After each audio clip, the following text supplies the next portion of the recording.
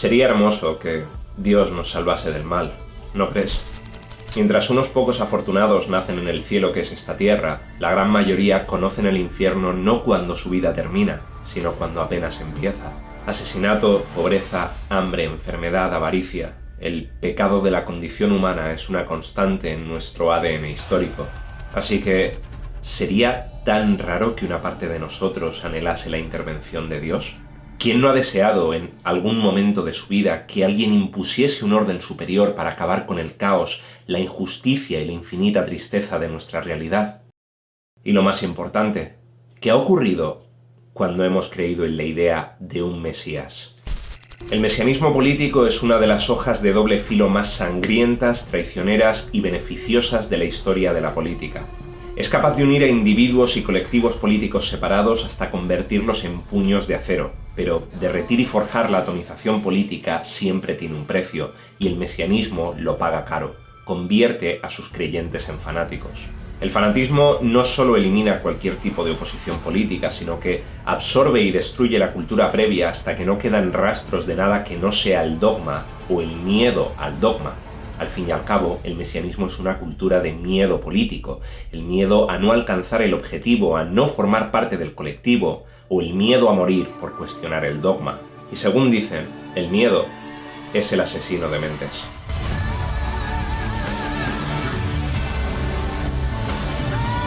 Dune, la ópera prima del escritor Frank Herbert y uno de los grandes clásicos de la ciencia ficción, explora la idea del mesianismo político con muchísimos claroscuros, retorciéndola y mezclándola con centenas de referencias históricas y divinas de nuestro propio mundo. Así que, aprovechando el estreno mundial de la adaptación cinematográfica de esta obra, he decidido hacer un vídeo hablando de Dune y del mesianismo político completamente libre de spoilers. Me llamo Jorge, soy un periodista que analiza y divulga política en YouTube, y esto es Aprende Política con, la sección de Política donde encontramos política en lo que nos hace humanos. Y hoy voy a introduciros al universo político que plantea Dune para reflexionar sobre la idea del mesianismo político. ¿Qué es? ¿Cómo se construye y se identifica? ¿Qué ejemplos podemos encontrar a lo largo de nuestra historia? ¿Y a qué tenemos que estar atentos para no caer en las redes del siguiente mesías que aparezca? Porque aunque el mesianismo sea la política del miedo, el miedo pasará. Donde el miedo haya pasado no habrá nada. Solo quedaremos nosotros. Bienvenido a Es Política, donde aprender política es aprender a defenderte.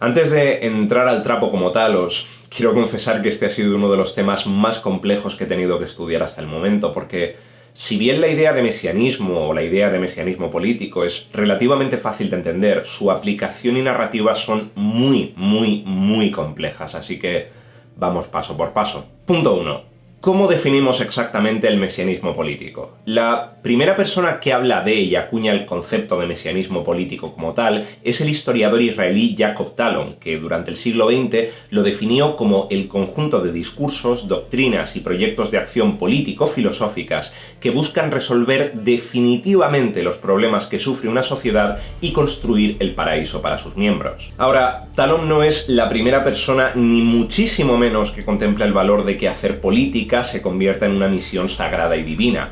Maquiavelo ya señaló el potencial instrumental del universo religioso para los líderes políticos en El Príncipe. Rousseau asumía la religión como la última columna de su contrato social, e incluso filósofos como Pareto y Weber entendieron que la idea de democracia también podía asumirse bajo una perspectiva absolutamente religiosa y dogmática. Y sí, soy plenamente consciente de que puede sonar muy raro hablar de democracia dogmática, ¿no? Porque si pensamos en mesianismo político, lo que se nos tendría que venir a la cabeza serían imágenes de hiperliderazgos autoritarios del siglo XX donde se alaba y se diviniza la figura de un líder, y sin embargo los estudios al respecto de divinizar la democracia, no porque la democracia en sí resulte nociva de serie, sino por la fe ciega y total que se deposita en ella como idea, empezaron a desarrollarse poco después de la aparición del sufragio universal. Lo que vengo a señalar aquí es que no hace falta hablar de mesianismo para entender que la relación entre la política y la religión como recursos de poder se estudia desde hace siglos. Lo que añade el mesianismo es la narrativa de que la salvación total de la sociedad, que antes solo pertenecía a Dios en el plano de lo divino, ahora se puede convertir en un objetivo político porque Dios nos envía un mensajero.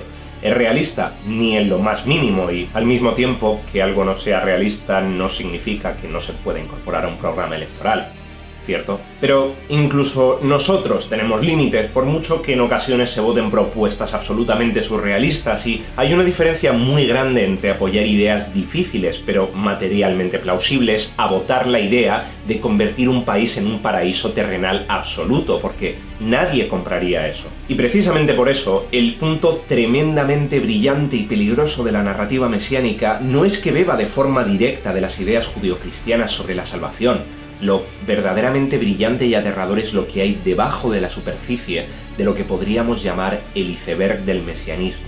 Pero antes de entrar a eso, hablemos un poco del universo de Dune sin spoilers de la trama, porque creo que nos puede venir muy bien a la hora de establecer analogías. En el universo de Dune, el siglo XXI marca el inicio de una etapa donde la humanidad no solo descubre el viaje interestelar, sino que también crea robots, inteligencias artificiales para hacerles la vida más fácil. Sin embargo, con el paso del tiempo, los humanos no solo usan a los robots para hacer la guerra entre sí, sino que la creación se vuelve contra el creador. Esto supone el comienzo de algo llamado la yihad butleriana, una guerra interestelar de seres humanos contra robots que culmina con la victoria humana en la batalla de Corrin. Una victoria que a su vez genera no solo un imperio de decenas de miles de años, sino también una importantísima decisión política: prohibir cualquier tipo de inteligencia artificial. De manera similar al paso de la Edad Oscura al Renacimiento europeo, el avance de la tecnología hace que la mirada de los humanos de Dune deje de centrarse en Dios, en este caso un Dios mecánico creado por sus propias manos, para volver a centrarse en el hombre y en ampliar sus límites naturales. Pero de forma contraria al Renacimiento, que precisamente nace en el último suspiro del Imperio Romano, en Dune este neorrenacimiento del hombre nace junto a un imperio cuyos poderes políticos están muy fragmentados.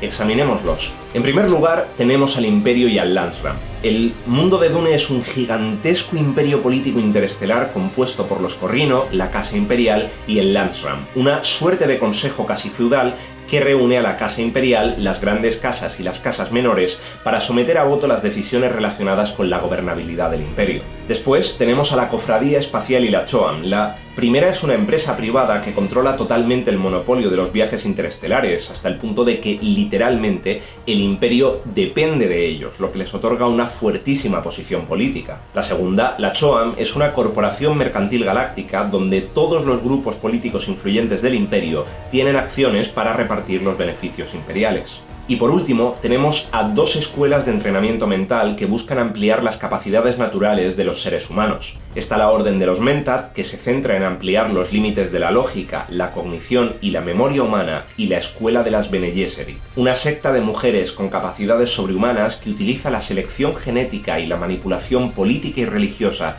para tratar de guiar a la humanidad a lo que consideran el bien mayor. Las Bene Gesserit resultan cruciales en la trama de Dune, y no solo porque tengan su propia agenda política, sino porque durante los siglos han visitado a diferentes pueblos primitivos del imperio para divulgar una creencia religiosa llamada panoplia profética, un conjunto de creencias y supersticiones diseñadas para manipular religiosamente a ciertas culturas. Entre estas culturas están los Fremen, los habitantes originarios de Arrakis, un planeta que es un mortífero desierto de tormentas y gusanos de arena, y el único lugar del imperio de donde se puede extraer la especia melange, una droga psicoactiva que conecta todos los intereses políticos del imperio.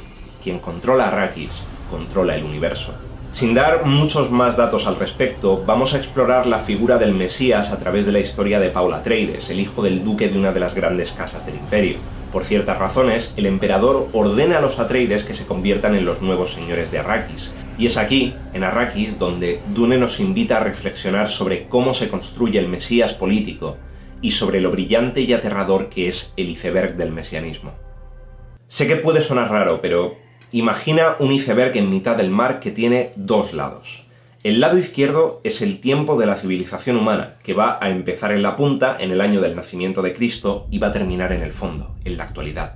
En el lado derecho, lo que tenemos es la influencia de las ideas judeocristianas en la cultura de nuestras civilizaciones. Lo que encontramos en la punta del iceberg, es decir, en los años que comprenden a los siglos correspondientes y posteriores a la llegada del cristianismo, es que la relación entre cristianismo y cultura es prácticamente inexistente porque el cristianismo acaba de llegar. Está influyendo un poco en la cultura del momento, desde luego, pero en ese momento está empezando a existir y su auténtica influencia sociocultural se verá con el paso de los siglos, conforme más bajemos en el iceberg. Precisamente, conforme más pasa el tiempo, mayor es la influencia que las civilizaciones reciben de la religión judeocristiana. Analogías, metáforas, fábulas, relatos, parábolas, ejemplos y, en definitiva, narrativas judeocristianas que llegan al arte, la literatura, la música, la pintura y, desde luego, a la propia cultura social.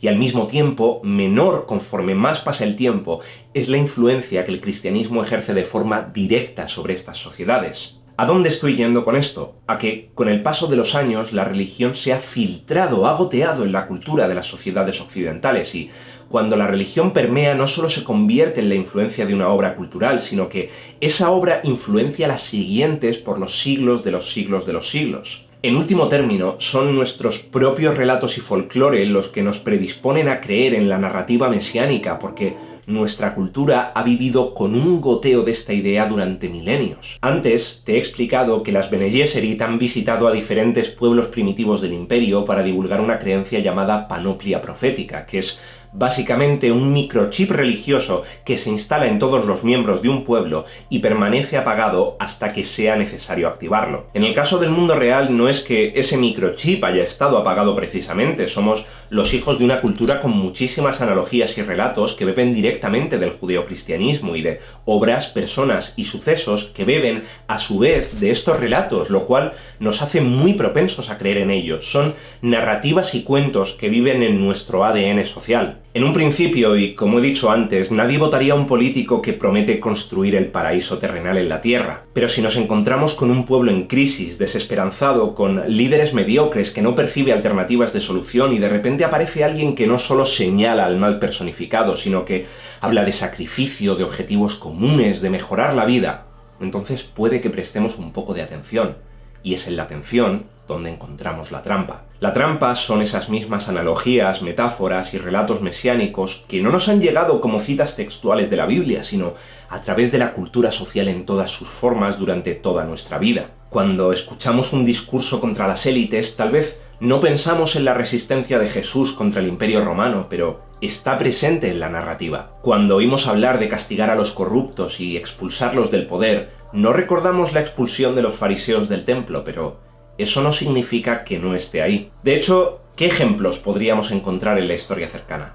Tendríamos, por ejemplo, a Hugo Chávez y Néstor Kirchner usando la muerte como idea de sacrificio, y cómo ésta genera mártires que a su vez inspiran al pueblo hacia una única dirección. Tenemos los casos de los intentos de sacralización de Trump y Bolsonaro, tanto a través de sus ideas de reinstaurar la democracia, como a través del uso político que le dan a la Biblia, especialmente en el caso de Bolsonaro. Y creedme, podría seguir hasta el infinito hablando de niños, leprosos, Judas y apóstoles, pero lo que quiero que veáis aquí es que hablar de mesianismo político no se reduce a un líder carismático anunciando la salvación eterna. La narrativa, lenguaje e iconografía que se utiliza en el mesianismo político es infinitamente más sutil, compleja y desde luego diluida a la hora de instaurar una creencia. Y la creencia, que pronto se transforma en dogma, supone la muerte de la razón. De la misma forma que el mesianismo cristiano no puede entenderse sin los dogmas de fe, el mesianismo político tampoco se comprende sin sus propios dogmas. El historiador mexicano Enrique Krause decía que para legitimar al mesianismo a nivel político, la fe individual y colectiva y por tanto la obediencia son totalmente necesarias, puesto que de lo contrario no existe una relación de autoridad y ¿cómo narices no va a tener autoridad un enviado divino sobre el rebaño? Al fin y al cabo, la Iglesia, como cuna del cristianismo, no se crea para otra cosa que no sea garantizar la obediencia de los fieles. El dogma político, por lo tanto, se convierte en la columna clave del mesianismo. No importa qué características concretas tenga un líder o a qué lado del tablero político se sitúe, porque, en último término, un político que pretenda utilizar el mesianismo como recurso de poder siempre buscará establecer el dogma entre sus seguidores. Porque lo que crea el dogma es el no cuestionamiento, la ausencia de crítica, en definitiva, el nacimiento de fanáticos, algo por lo que cualquier político mataría.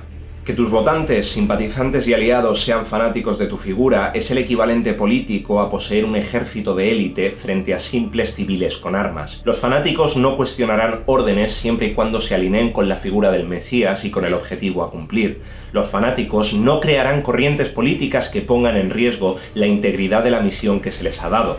Los fanáticos no suscitarán dudas de tu liderazgo, no harán preguntas incómodas y no dudarán en tildar de traidores a quienes decidan hacer esto. Y lo más importante, lo quieran o no, sean conscientes o no de ello, los fanáticos convertirán un objetivo político en una cruzada de salvación, de la misma forma que el cristianismo propone una doctrina de salvación. ¿Pero por qué hacer esto? ¿Qué puede encontrar alguien de positivo en el hecho de doblegar su conciencia crítica hacia la figura de un salvador? Algunos de los estudios que se han hecho sobre el fanatismo como fenómeno psicológico y especialmente sobre el fanatismo político hablan de ello como una patología de la creencia hacia la seguridad del todo. Apuntan básicamente hacia un estado exacerbado del yo, identidad cerrada, forma mental absorbente, posesión acrítica de la verdad, falsa conciencia ilusa o lenguaje falaz y reflejo. Porque la realidad humana y política es compleja, es insegura, es inestable y es plural, y nuestro cerebro está mucho más satisfecho viendo el mundo en blanco y negro que asumiendo la enorme escala de grises de nuestras vidas. Y todas coinciden en lo mismo. Para los fanáticos, la complejidad del mundo real da miedo, y el miedo es el asesino de mentes. Pero si hay algo que mate las mentes con mucha más rapidez y brutalidad que el miedo, eso es el dogmatismo radical, la entrega absoluta de nuestra conciencia crítica. Si el precio de creer firmemente en el mesianismo político es entregar cada porción de razón crítica que tengamos, la única forma de enfrentarnos a él es hacer un examen a conciencia de nuestra fe política. Si nuestro cerebro está mucho más cómodo observando el mundo a través de una lente de blancos y negros, donde nosotros somos portadores de una verdad universal e irrefutable y quienes no comparten nuestra visión son herejes, entonces debemos de forzar a nuestro cerebro a ver el mundo en tonos grises, por difícil y complejo que esto resulte. Espero que después de este vídeo tengas no solo una idea más clara al respecto de qué es el mesianismo político, sino de cómo construye proyectos políticos y de cómo trata de seducirnos. Porque a partir de este punto depende de ti permanecer vigilante y, sobre todo, permanecer crítico. A título personal, yo he pasado por distintas etapas políticas a lo largo de mi vida y he apoyado proyectos de izquierdas y de derechas en determinados momentos y, personalmente, yo estoy enormemente agradecido de haber experimentado estos bandazos ideológicos y de no haberme convertido en un vocero de ningún partido, de ninguna idea. Porque la experiencia de apoyar proyectos, programas e ideologías tan diferentes entre sí y de verme forzado a cuestionarlos bien por decisión propia o por preguntas ajenas, me forzó a enfrentar una serie de contradicciones políticas y morales que forman parte de la persona que soy hoy día. Unas contradicciones que precisamente los fanáticos políticos se niegan a sí mismos, porque la contradicción del dogma supone la muerte del dogma y el principio de la razón. Y lo mejor que me ha podido pasar a nivel político es haber experimentado y haber dado oportunidades a ideas y posiciones que eran contrarias a las mías. La diferencia alimenta y la valentía de vernos evolucionar a nivel político nos hace avanzar en la vida, no retroceder. Así que no tengas miedo a cambiar de ideas, no tengas miedo a estar equivocado, no tengas miedo a crecer políticamente ni a reconocer frente a ti mismo que no ves el mundo de la misma forma que lo veías ayer. Al fin y al cabo, el miedo es el asesino de mentes. Unas mentes donde el poder, sea o no a través de un mesías, siempre funciona de la misma forma. De verdad que no os hacéis una idea de lo complejo que me ha sido elaborar este vídeo a nivel de todo, gente. He tenido que reestructurar el guión como 4 veces, buscar 1000 referencias, entender las 1000 referencias que he estado buscando y además encima cuando estoy grabando en este momento he pillado un catarro que seguramente se va a notar en el vídeo. Pero bueno, espero que lo hayáis disfrutado mucho. A mí personalmente me ha resultado uno de los temas más interesantes que he investigado y que he creado para un vídeo hasta la fecha y espero que lo hayáis disfrutado mucho. Poco más que decir, salvo que la semana que viene nos vamos de viaje hacia Alemania, por sorprendente que os parezca esto, y que dentro de unos días os explicaré la sorpresa que he estado anunciando en redes. Nos vemos, ha sido un placer como siempre, soy Jorge Coloma, si es personal, es política.